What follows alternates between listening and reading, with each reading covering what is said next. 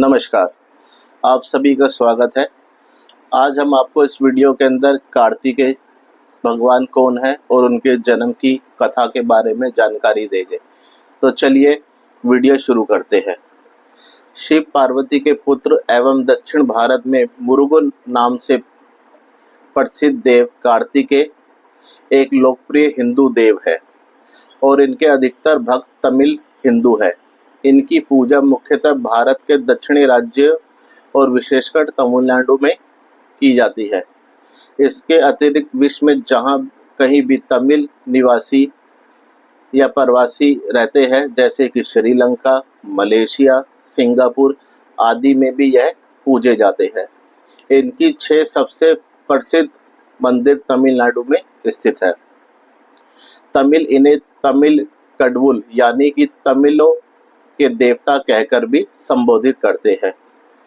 यह भारत के तमिलनाडु राज्य के रक्षक देव भी है। ये भगवान शिव और माता पार्वती के सबसे बड़े पुत्र है।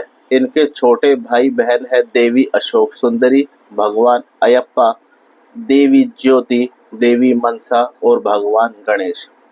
दक्षिण भारत मान्यता अनुसार इनकी 2 पत्नियां हैं, जिनके नाम है देवसेना और वल्ली। देवसेना देवराज इंद्र की पुत्री है, जिन्हें छठी माता के नाम से भी जाना जाता है, और वल्ली किष्किंधा राजा की पुत्री है, परंतु उनके विवाह की यह मान्यता स्कंद पुराण में अनुसार सही नहीं है। तो चलिए अब हम आपको बताते हैं आगे की जानकारी। कार्तिकेय जी भगवान शिव और माता पार्वती के पुत्र है और भगवान कार्तिकेय 6 बालकों के रूप में जन्मे थे तथा इनकी देखभाल कृतिका बल्कि सप्त ऋषि की पत्नियों ने की थी, इसलिए इन्हें कार्तिकेय धात्र भी कहा जाता है। तो अब हम आपको बताने जा रहे हैं कार्तिकेय भगवान के अवतार की कथा। स्कंद पुराण के अनुसार भगवान शिव के दिए वरदान के कारण अधर्मी दैत्य तारकासुर अत्यंत शक्तिशाली हो चुका था। वरदान के अनुसार केवल शिव पुत्र ही उनका वध कर सकता था। इसी कारण वह तीनों लोकों में हाहाकार मचा रहा था। इसलिए सारे देवता भगवान विष्णु के पास जा पहुंचे।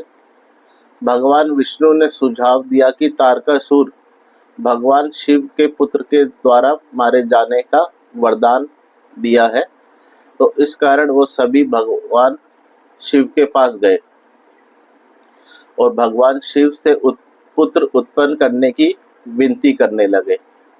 विष्णु जी की बात सुनकर समस्त देवगण जब कैलाश पहुंचे तो तारकासुर का वध का रहस्य काम रहित शिव पुत्र से होना जानकर भगवती पार्वती जी के अंदर तेज पुंज निकला, जो शिवजी जी में समा गया।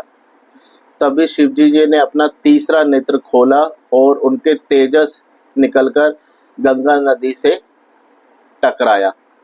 जब देवी गंगा उस दिव्य अंश को लेकर जाने लगी, तभी उनकी शक्ति से गंगा का पानी उबलने लगा। भयभीत गंगा देवी ने उस दिव्य अंश को सरवण वन में लाकर स्थापित कर दिया,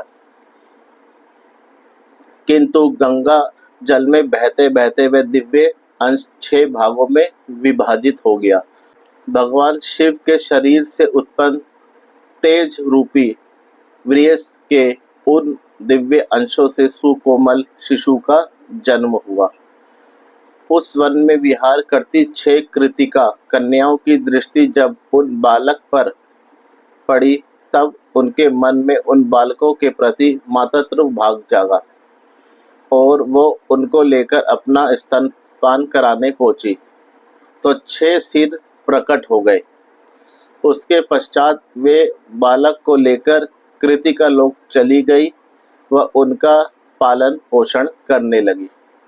जब इन सबके बारे में नारद जी ने शिव पार्वती को बताया, तब वे अपने पुत्र से मिलने के लिए व्याकुल हो उठे और कृतिका लोक चल पड़े। जब माँ पार्वती ने अपने पुत्र को देखा, तब वो मातृत्व भाव से भावुक हो उठी और तत्पश्चात शिव पार्वती ने कृतिकाओं को सारी कहानी सुनाई और अपने पुत्र को लेकर कैलाश वापस आ गए। कृतिकाओं के द्वारा पालन पोषण होने के कारण उन बालक का नाम कार्तिकेय पड़ गया। कार्तिकेय ने देवासुर संग्राम का नेतृत्व कर राक्षस तारकासुर का संहार किया। तो इसी के साथ कार्तिकेय भगवान के जन्म की कथा यहीं समाप्त होती है। आपको ये जानकारी कैसी लगी हमें ज़रूर बताइएगा, और यदि कहीं शब्दों में हमसे कहीं गलती हुई हो बोलने में तो हमें क्षमा कीजिएगा।